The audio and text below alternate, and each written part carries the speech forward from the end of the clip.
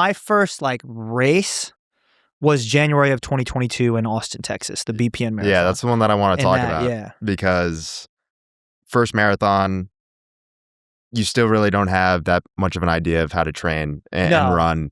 How does somebody run sub 3 hours in their first marathon? Yeah, I ran sub 3 and I walked, by the way.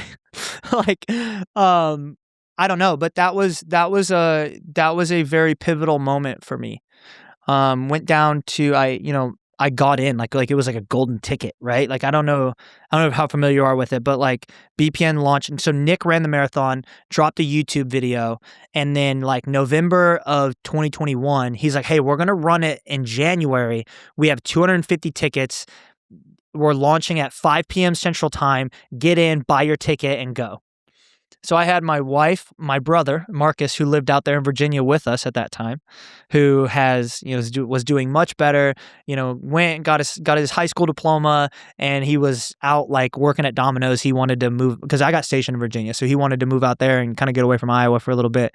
And I had all three of us were on there trying to buy a ticket. And sure enough, I got the ticket. And I flew down to Austin in January of 22, showed up at the BPN Marathon, had no idea what I was doing. I don't even know if I took in any nutrition that entire race.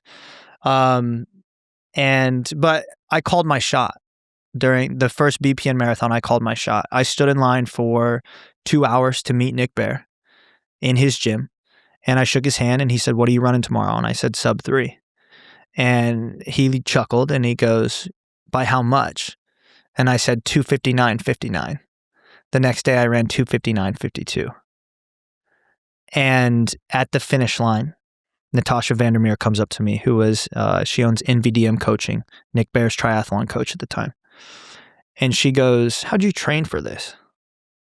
And I'm like, "I didn't. Like, I don't know." And she hands me her card and she's like, "You could be an incredible athlete." She's like, "Call me."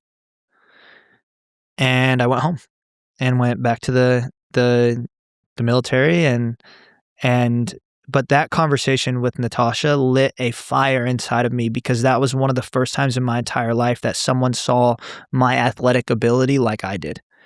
I knew what I was capable of, but I didn't have anybody to also tell me that.